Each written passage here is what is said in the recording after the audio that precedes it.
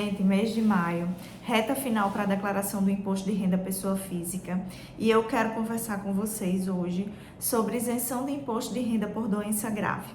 Para quem está chegando aqui agora, o meu nome é Marcleane Gomes, eu sou professora de Direito Previdenciário e vamos hoje tentar abordar as principais dúvidas sobre esse tema que tem tanta falácia na internet. Às vezes a gente vê alguém postando assim, se você toma determinado tipo de medicação, você tem direito à isenção de imposto de renda. Então vamos conversar exatamente sobre isso hoje. Qual é a previsão legal, quais são as doenças, quem realmente tem direito à isenção do imposto de renda. Fiz até um roteirozinho aqui para ver se eu não esqueço nada. Então vamos lá, primeiro começando sobre a previsão legal. Toda semana eu atendo clientes aqui no escritório que acham que isso é uma previsão muito recente da legislação. E pasmem, gente, não é. A Lei 7.713, ela é de 1988. Então, ela tem 38 anos, a minha idade. 38 anos, não é uma lei recente, porém o direito é pouco conhecido. E o que é efetivamente essa isenção de imposto de renda por doença grave? A isenção do imposto de renda por doença grave é um direito que agora começam os detalhes, preste atenção, todo inativo tem. Isso significa dizer o quê? Que para ter direito à isenção de imposto de renda por doença grave, a pessoa precisa estar na inatividade, ou seja, aposentada ou receber uma pensão previdenciária por morte. Certo? Para além disso, ela precisa ter a doença grave que está elencada lá no artigo 6º da Lei 7.713, certo? Então, o principal requisito é esse, é ter a doença, mas não apenas ter a doença, estar na inatividade, ou seja, ser aposentado ou ser pensionista previdenciário, certo? São os requisitos, independente de idade, o que vai caracterizar o direito é a doença, tá ok? Porque isso é importante de esclarecer, porque às vezes chega clientes aqui no escritório que já até passaram por outros profissionais e dizem assim, não, mas me disseram que eu tinha direito, e a pessoa está em atividade, ela está exercendo sua função.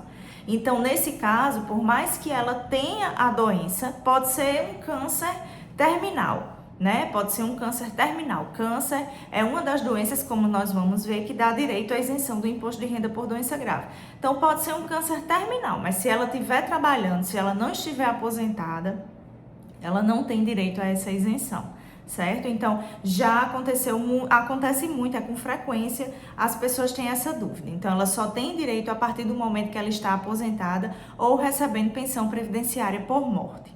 Certo? Esse é o primeiro ponto.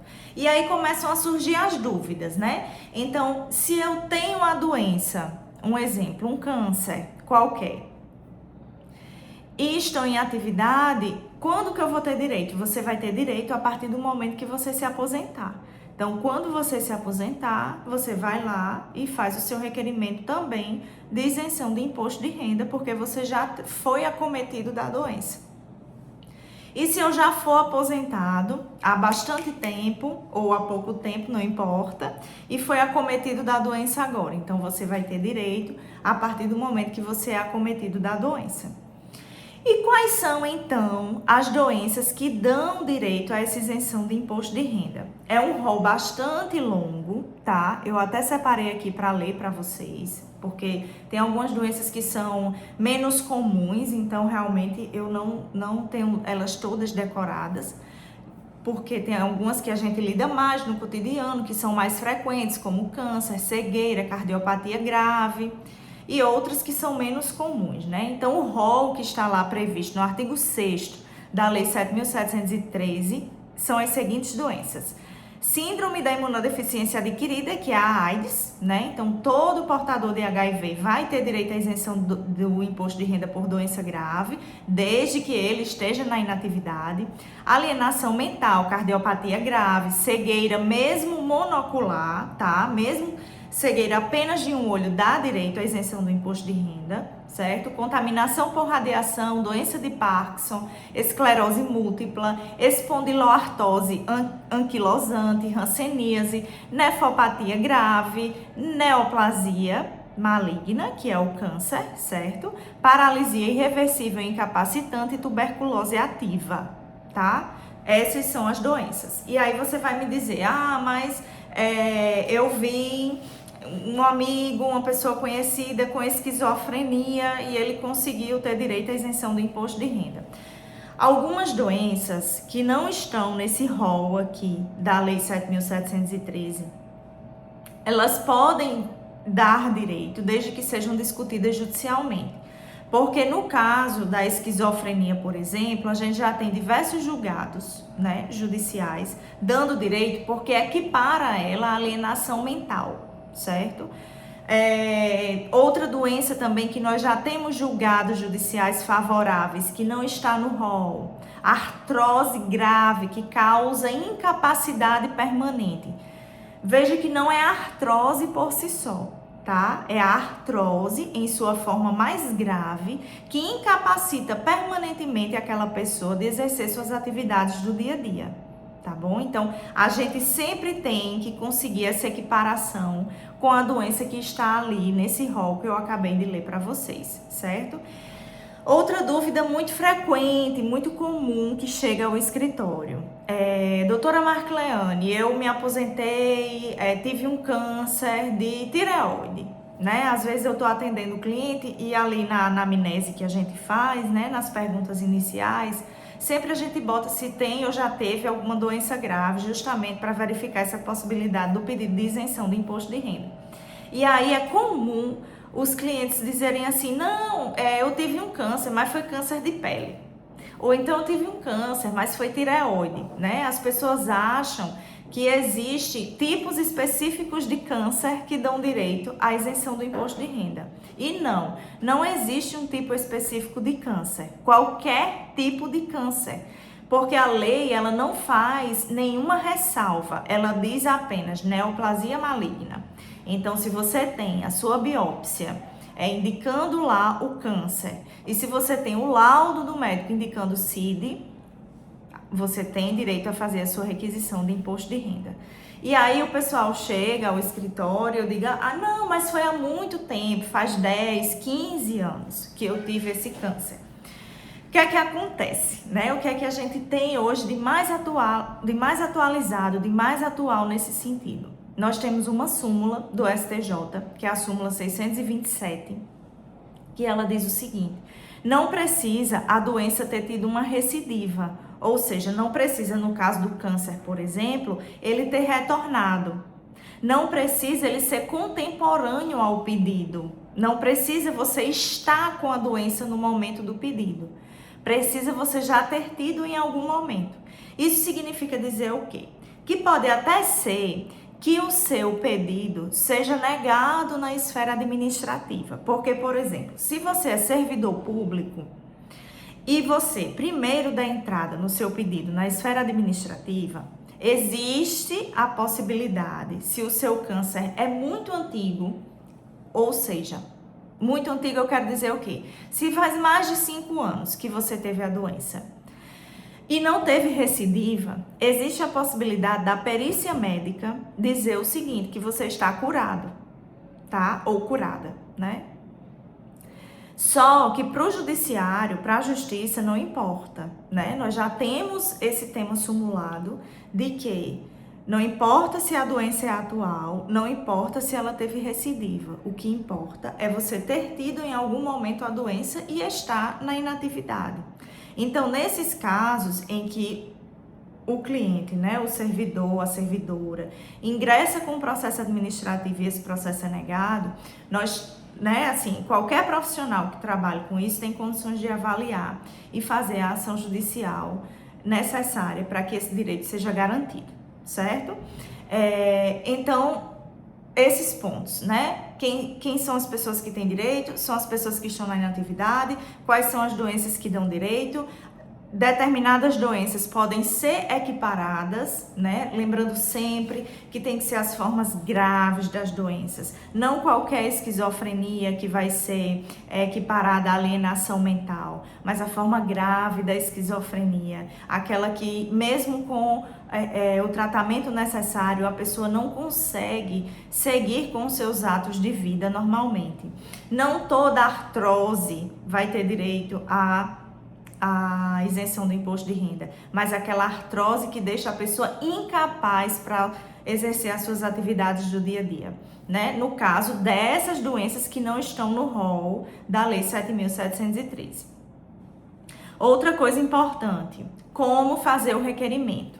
Então, assim, a gente já viu que precisa estar na inatividade, né? Então, se você é aposentado ou pensionista, você tem um contra-cheque.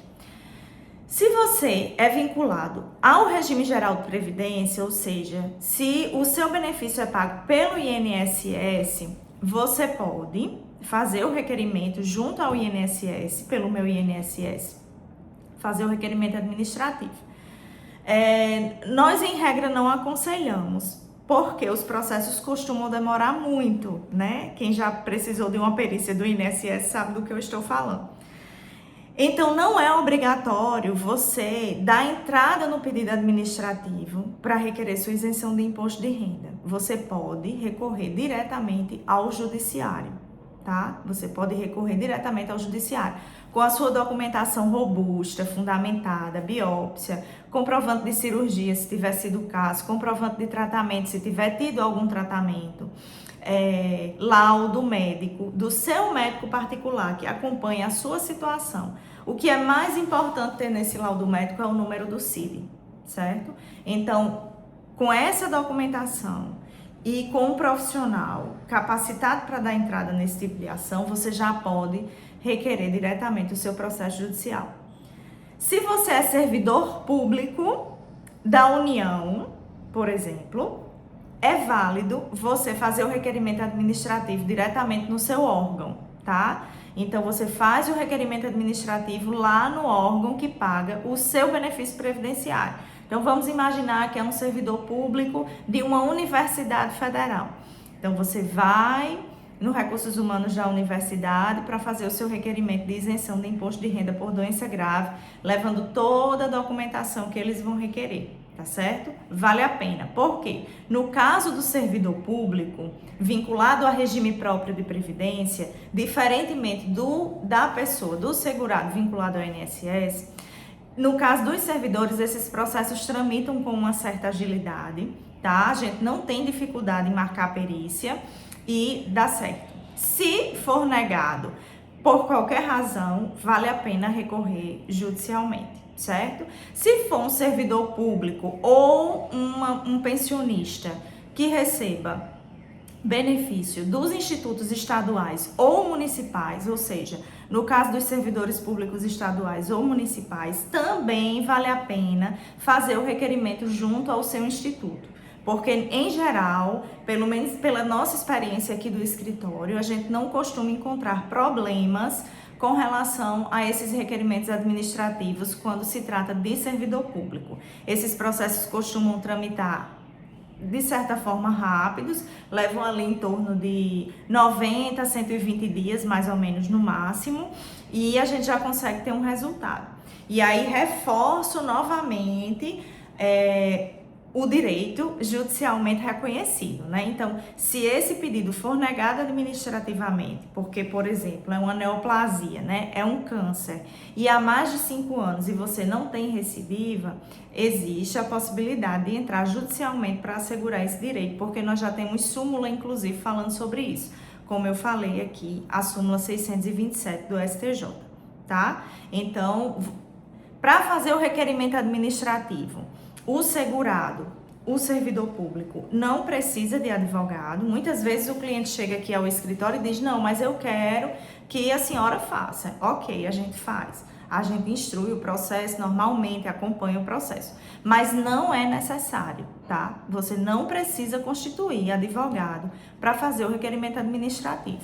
Porque, em regra, você indo lá na sua repartição ou no seu instituto de previdência a quem você está vinculado, eles dão o rol de documentação que você precisa. Muitas vezes você até consegue acessar esse rol de documentação pela internet, no próprio site da instituição. E aí você levando toda aquela documentação atualizada e tudo mais, você dá entrada, eles marcam perícia e tudo bem. O problema maior realmente vai ser com relação aos segurados do INSS, tá? Que aí, em regra, como o pessoal não sabe lidar bem muitas vezes com o meu INSS, acaba se atrapalhando um pouquinho. E como no INSS esses processos costumam demorar, então a gente orienta que realmente procure um profissional para poder dar entrada nesses processos. Então, no caso dos servidores públicos, o melhor caminho é fazer o processo administrativo, certo? Que você mesmo pode ir lá e protocolar. Se for negado, você procura um profissional habilitado para analisar a sua situação e ver a possibilidade de ingressar judicialmente. Mas é assim que o processo acontece. Dá-se entrada no processo administrativo, com toda a documentação, é agendada uma perícia, você passa pela perícia e é essa perícia que vai dizer se você tem direito à isenção ou não, tá certo? E aí depois disso é avaliado pelo setor jurídico do órgão, no caso dos servidores públicos federais ou do instituto, né? Se for Instituto de Previdências Estaduais e Municipais ou o próprio INSS, e aí esse processo é finalizado e a sua isenção já é implantada em folha, né? Então, a partir daquele momento, lhe deixa de ser cobrado imposto de renda. E aí, com relação ao retroativo, eu iniciei o vídeo falando que só tem direito o inativo. Então, se sua doença é anterior à data da sua aposentadoria ou à data do seu recebimento de pensão previdenciária por morte, provavelmente o jurídico do que está avaliando o seu processo vai dar direito a você receber um retroativo a partir da data do benefício, da aposentadoria ou da pensão previdenciária. Se a sua doença é recente, né, e você já está na inatividade, eles provavelmente darão o direito ao retroativo a partir da data da doença, certo? Então, vai haver essa variação aí. Outra coisa importante de falar é que não se trata, no caso do servidor público que tem a taxação dos inativos, talvez o pessoal que vinculado ao INSS não vai entender agora o que eu vou falar, mas os servidores públicos com certeza vão entender. O servidor público, mesmo aposentado ou recebendo pensão previdenciária por morte, eles contribuem para a Previdência, né? O que a gente chama de taxação dos inativos. E aí, quando a gente faz o requerimento da isenção de imposto de renda para esse público, precisa atentar-se para fazer o pedido da isenção do imposto de renda e da contribuição previdenciária, porque alguns institutos dão uma faixa de isenção diferenciada da contribuição previdenciária dos inativos para quem tem doença grave, tá? Depois da reforma da emenda 103 de 2019, não é todo instituto que pratica essa diferenciação, mas alguns ainda praticam. Tá? Então, a depender de qual instituto você seja vinculado, pode ser que você tenha direito também, no caso do servidor público, à isenção da contribuição previdenciária dos inativos, certo? Então, isso precisa ser avaliado e lá no requerimento administrativo ou judicial tem que se pedir a isenção do imposto de renda e da contribuição previdenciária. Pessoal, eu espero que tenha sido claro. Se surgirem dúvidas, pode mandar aqui, né, nos comentários que eu tento responder a vocês. Meu objetivo é realmente informá-los sobre os direitos, sobre como requerer os direitos, para que vocês não caiam em falácias da internet, porque não é raro chegar ao escritório clientes dizendo, porque eu vi um advogado assim assado falar que se você toma tal medicação, você tem direito à isenção do imposto de renda. Né? E nesse mundo de likes e de viralizações, às vezes o pessoal não está muito comprometido com a informação. Então eu espero que o vídeo tenha sido útil. E peço que se você chegou até agora aqui, se você chegou aqui até agora, compartilhe esse vídeo com quem você acha que tem esse direito ou com a pessoa que você, nossa, para fulano vai ser importante. Então compartilhe esse vídeo para que a gente possa levar essa informação ao maior número de pessoas possíveis. Tá bom? Um tchau e até a próxima com mais orientação sobre direitos previdenciários.